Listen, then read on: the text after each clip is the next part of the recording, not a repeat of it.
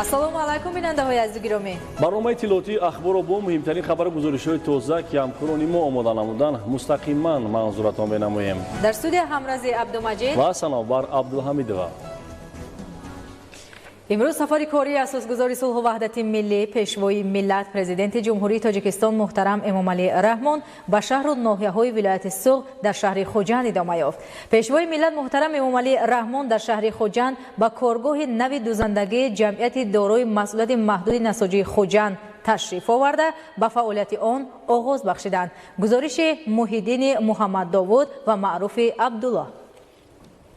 16 сентябр дар доираи сафари корӣ дар шаҳру ноҳияҳои вилояти суғд асосгузори сулҳу ваҳдати миллӣ пешвои миллат президенти ҷумҳурии тоҷикистон муҳтарам эмомалӣ раҳмон дар шаҳри хуҷанд ба коргоҳи нави дузандагии ҷамъияти дорои масъулияти маҳдуди насоҷии хуҷанд ташриф оварда ба фаъолияти он оғоз бахшиданд.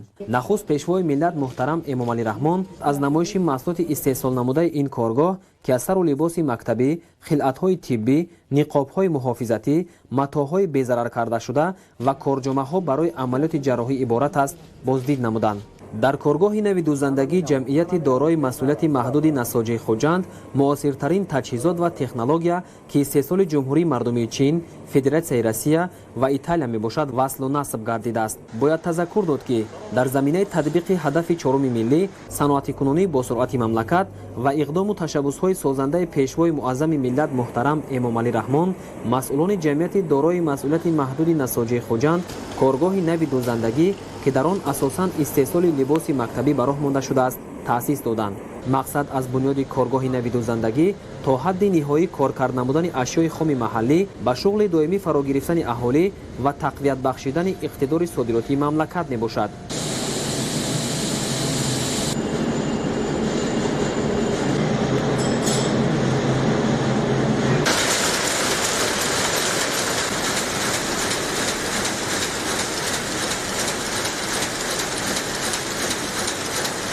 имрӯз мо саноятчиёни кишвар бисёр хурсанд ҳастем ки дар корхонаи мо ҷаноби олӣ муҳтарам президенти кишвар ташриф оварданд. дар ҳақиқат ҳадафи чоруми стратегии давлат ки саноатикунонӣ бо суръат ба ҳисоб меравад, корхонаи мо аз истеҳсоли ришта аз коркарди пахта то истеҳсоли маҳсулоти ниҳоӣ ки дар он зиёда аз 7 истеҳсолотҳо дар як иттиҳодия кор мекунанд, аз истеҳсолоти рисандагӣ, бофандагӣ, рангубордиҳӣ ва истеҳсоли маҳсулоти дӯзандагӣ ки маҳсулоташ истеҳсолоти маҳсулоти ниҳоиро дар бар мегирад, баробари таъминоти бозори дохилӣ ва боз ба содироти бозори беруна ҳам дохил мешавад.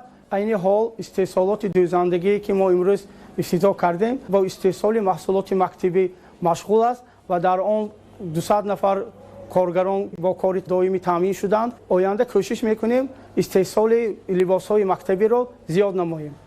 ба сарвари давлат иттилоъ доданд ки иқтидори истеҳсолии коргоҳи нави дузандагӣ дар як сол 60 000 баста сару либоси мактабӣ аст.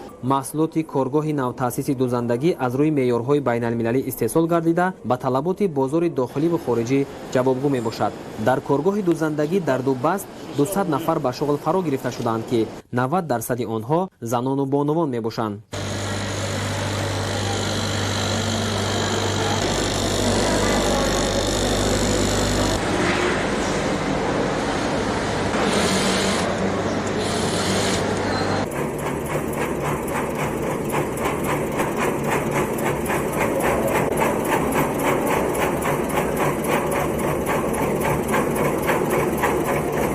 мо занону духтарон дар ҳамин коргоҳ кор ва фаъолият мебарем. мо аз он шодем ки ҷаноби олӣ ба мо ҳамин коргоҳи навро бунёд намуданд. дар ин коргоҳи дӯзандагӣ мо зиёда аз 200 нафар занону духтарон бо ҷои корӣ таъмин гаштем. кӯшиш мекунем ки бо сифати баланд маҳсулот истеҳсол намуда талаботи бозорро қонеъ гардонем. маҳз бо дастгирии ғамхоранаи ҷаноби олӣ дар коргоҳи дӯзандагии насоҷи хуҷанд сехи дӯзандагии либосҳои мактабӣ барои мактаббачагони кишварамон кушода шуд. аз ин иқдоми ғамхорона якчанд нафар занону духтарон با جایهای کاری تامین گردد. کارهای ساختمانی در این کارگاه اولی سال 2020 آغاز گردیده با جلب 80 نفر ساختمانچی محلی با سطح و صفت بلند به اجرا رسید. مساحت عمومی انشاءات 1400 متر مربع را در بر میگیرد. اشیای خام اساساً از خواجگی‌های پختکاری شهر و ناحیه‌های جمهوری به کارخانه دسترس گردیده تا مرحله نهایی کارکرد کرده می شود. مسئولان کارخانه نساجی خوجند نقشه دارند که در اساس شرطنامه صادرات محصولات استحصال نموده خود را به فدراسیای روسیه، جمهوری‌های قزاقستان و بلاروس به راه مانند.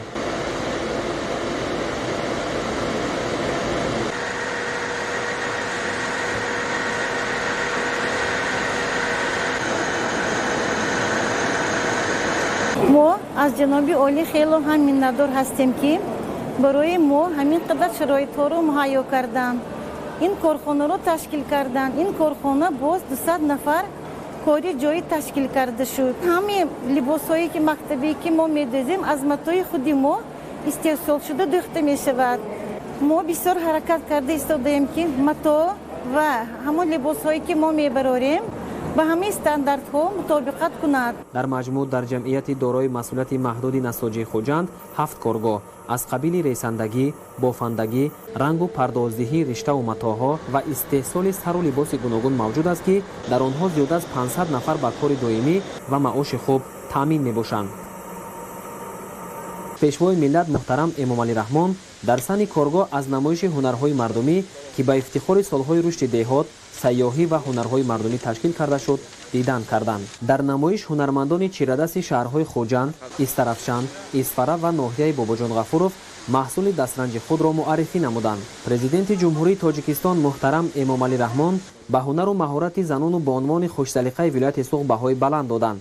ملت تاجیک در طول تاریخ با تمدن عالم شمول و فرهنگ گرانبها صاحب مقام است و هنرهای مردمی نیز جزئی ترکیبی ارزش‌های ملی ما به شمار می‌روند که در دوران صاحب استقلالی توجه به احیا و رشد آن بیشتر گردید. من هنرمند طراح مهردوز مکتوبه نیازی ساکن شهر خوجند هستم. زیاد از 20 سال است که با این هنری خویش مشغول می باشم. هنر آموز که از هنرمندی در کشایی کنیم نه در بندی. محصول کار خود را به نمایش گذاشتیم. تاجیکان از قدیم اولایان دارای هنرهای خود را داشته با این هنرها در عرصه جهان شهرت و مقام خود را پیدا کرده بود و من همچون هنرمند از این بسیار شادم که هر یک هنر قدر خود را دارد. به دخترکان هنرهای مهردوزی، یرمدوزی، کشیده دوزی با مهره و بغیر از این باز چخیل که دیده استودیت هنرهای زرگری هم برای عروسان جواهرات ها همه این هنرها را برای دختران آموزانده استودم. روبرت کارگاه برای دستگیری های همیشگی و غمخوری های پیوسته پیشوای ملت محترم امامعلی رحمان نسبت به رشد فعالیت صاحبکاری ارزی سپاس و منتداری بیان کرده عزم دارند که من بعد نیز جهت پیشرفت اقتصاد ملی و به این واسطه تشکیل جایهای نوی کاری از هر وقت دیده بیشتر تلاش نمایند. در خیابان اسماعیل سامانی شهر خوجند اساسگذار صلح و وحدت ملی پیشوای ملت پرزیدنت جمهوری تاجیکستان محترم امامعلی رحمان بینای بلند آشیانه استقامتی برای کارمندان ریاست کمیته دولتی امنیت ملی جمهوری تاجیکستان در ولایت سوغد را مورد بهره برداری قرار دادند. انشاءات با طرح معاصر ساخته شده در آشیانه اولی آن در مساحت 200 متر مربع مرکز سلامتی جایگیر است. پیشوای ملت محترم امامعلی رحمان با چندی از عائله‌های کارمندان کلید خانه‌های استقامتی را سپریده آنها را برای صاحب منزل استقامتی شدنشان تهنیت گفتند. 16 سپتامبر اساسگذار صلح و وحدت ملی پیشوای ملت پرزیدنت جمهوری تاجیکستان محترم امامعلی رحمان در خیابان اسماعیل سامانی شهر خوجند بینای بلند آشیانه استقامتی برای کارمندان ریاست کمیته دولتی امنیت ملی جمهوری تاجیکستان در ولایت سوغد را مورد بهره برداری قرار دادند.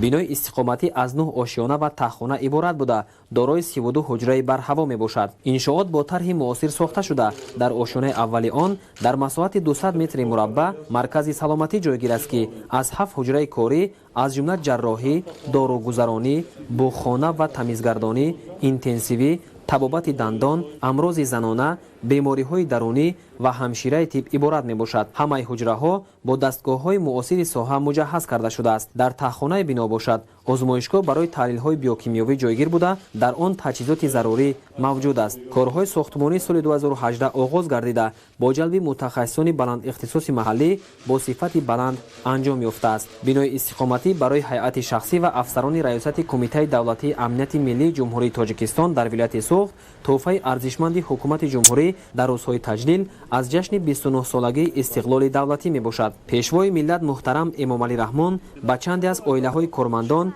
کلید خانه‌های استقامتی را سپاریده آنها را برای صاحب منزل استقامتی شدنشان تهنیت گفتند. حکومت جمهوری تاجیکستان در زمان صاحب استقلالی برای تامین شرایط ارزنده کار و خدمت و زیست و زندگانی کارمندان ساختارهای قدرتی توجه خاصه ظاهر نموده برای مکمل نمودن واحدهای ساختاری و نظامی آن با تکنیک و تجهیزات پیوسته چاره‌های ضروری را عملی می‌نماید تا امنیت و آسایشتگی ساکنان تامین کرده شود.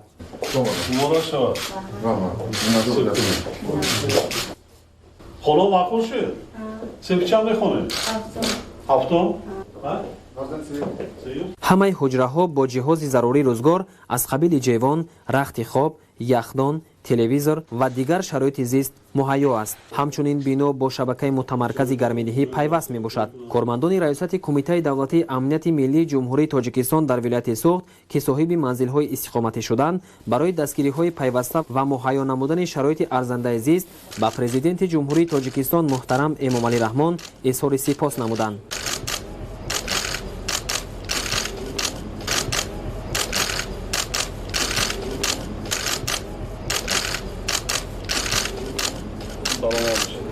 پیشوای معظم ملت اساسگزار صلح و وحدت ملی پرزیدنت جمهوری تاجیکستان محترم امامعلی رحمان به کارمندان حفظ حقوق توجه خاصه ظاهر نموده به آنها خانه‌های استقامتی تقدیم می‌نمایند.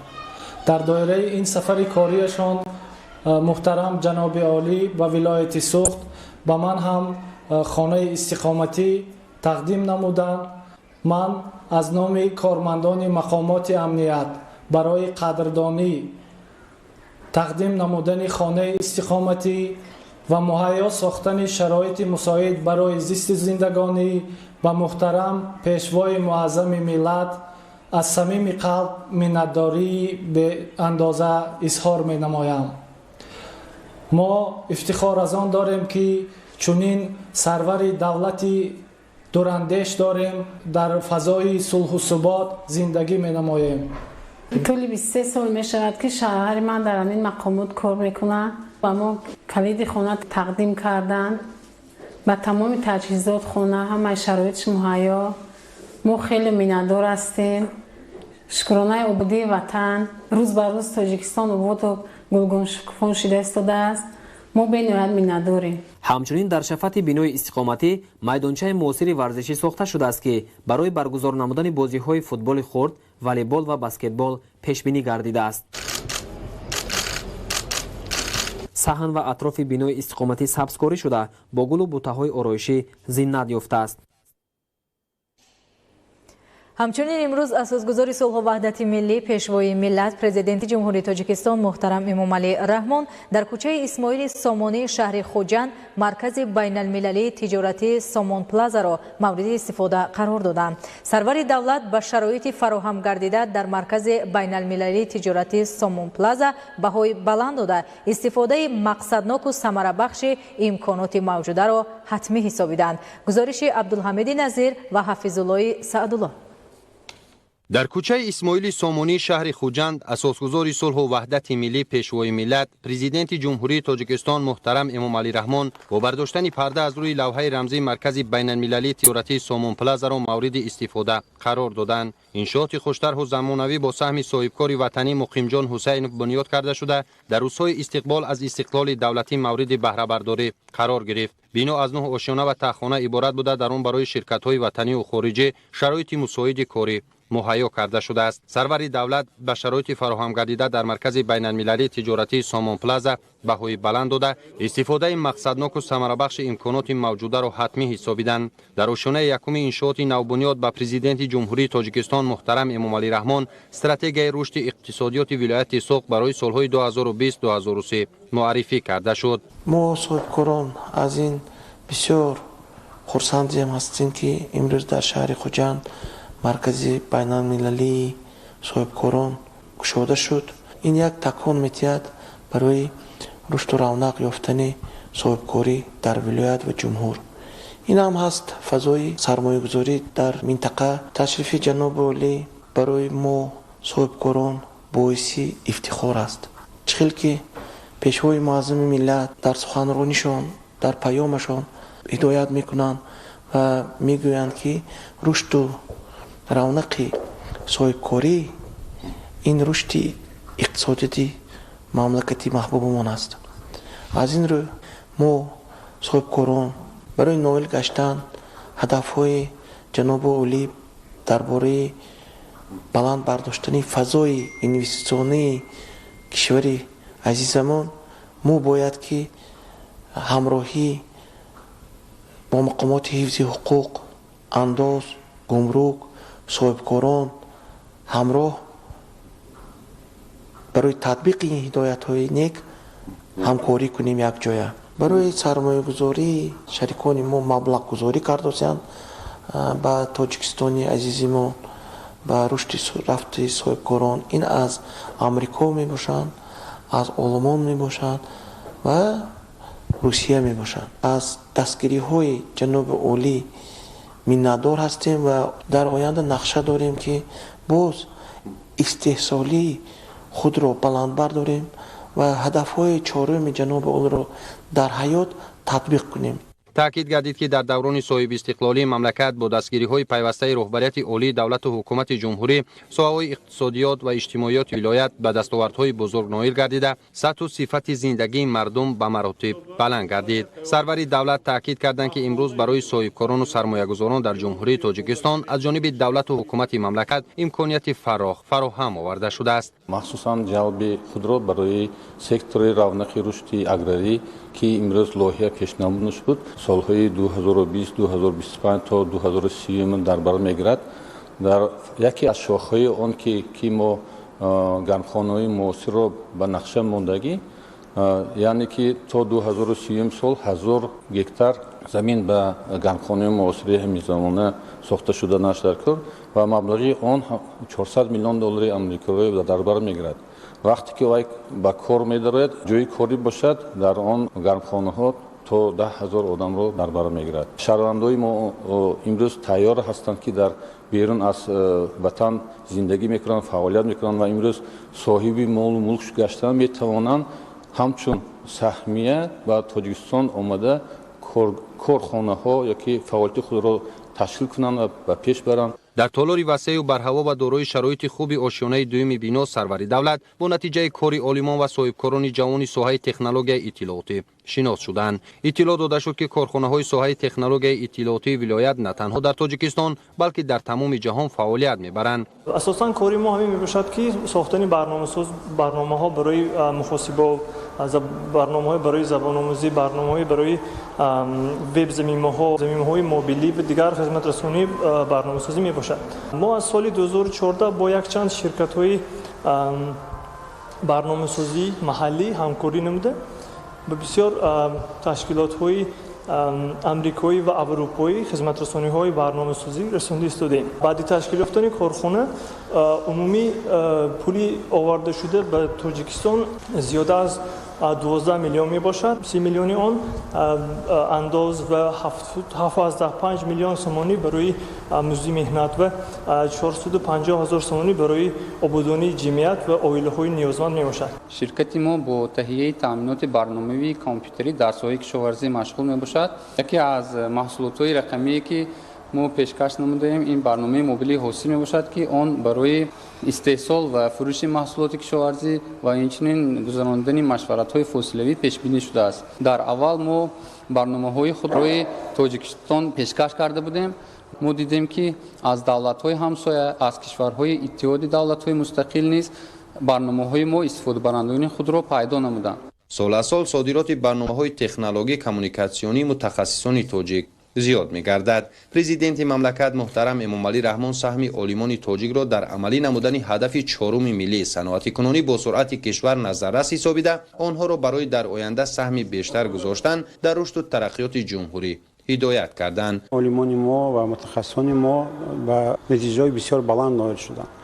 онҳо на танҳо барномаҳои таълимие ки дар донишгоҳ аст барои хондани тахсиссоти фосилавӣ, барои автоматизатсияи корҳои таълимӣ, барои китобхонаҳои рақамӣ, китобхонаҳои электроник, балки барои соҳаи истеҳсолоти гуногун кор мекунанд ва якчанд компанияҳои шаҳри хуҷанд ба натиҷаҳои ниҳоят баланд онҳо барои содироти маҳсулоти барномавӣ хизмати калон мекунанд ва экспорти умумии маҳсулоти содиратӣ дар 2 соли охир қариб ки 50-60 миллион сомонӣ расид. системае ки ман муаррифӣ кардам тафтиши имлои забони тоҷикӣ мебошад. системаи тафтиши имло асос мегирад ба луғате ки аз 69 000 асосҳо ва иборат аз суффиксу префиксҳо дар умум тақрибан 2 миллион калимаҳоро дар бар мегирад. барои тафтиши матнҳои забони тоҷикӣ ки дар сомонаҳои расмӣ ва ғайри расмӣ ки бо забони тоҷикӣ нашр шуданд истифода шуданаш мумкин аст, имконият медиҳад ки тақрибан то 90-95% матнҳои забони тоҷикӣ ислоҳ карда шаванд. барномаи Oila TV ин телевизиони интерактивии мобилӣ аст ки ба воситаи он истифодабарандагон метавонанд шабакаҳои давлатӣ ва ҳатто маҳаллӣ ва ҷаҳониро тамошо намоянд ва барои ин ягон хел таҷҳизоти иловагӣ лозим нест ба ғайр аз телефон, планшет ё ин ки телевизорҳои смарт. ба ғайр аз он мо имконият медиҳем ки шабакаҳои давлатӣ на танҳо ба тариқи пахши мустақим балки он барномаҳое ки то 3 рӯз пеш аз ин пахш шуда буданд онҳо тамошо карда шаванд. ба ғайр аз ин дар барнома қисмати филмҳо ҳаст ки беш аз 2000 филмҳоро ҷамъоварӣ кардаем ва дар ин ҷо ҳам мо бисёртар филмҳои тоҷикиро ҷамъоварӣ мекунем ки то ин ки мардум аз ҳунари волои тоҷикон бархурдор бошанд. корҳои сохтмонии бинои маркази байналмилалии тиҷоратии Somon Plaza аз ҷониби коргарони ҷамъияти дорои масъулияти маҳдуди Somon Сохтмон ва ки бо сифати баланд ба итмом расидааст. ҳангоми бунёди марказ тамоми усулҳои хизматрасонии муосир ба назар гирифта шуда дар он беҳтарин шароити кору фаъолият муҳайё мебошад. бахшида ба ҷашни 30-солагии истиқлолияти ҷумҳурии Тоҷикистон як бинои замонавии нӯҳошона бо таххона маркази байналмилалии тиҷоратӣ бо номи Somon Plaza бунёд кардем. маблағгузории асосии ин иншоот муассиси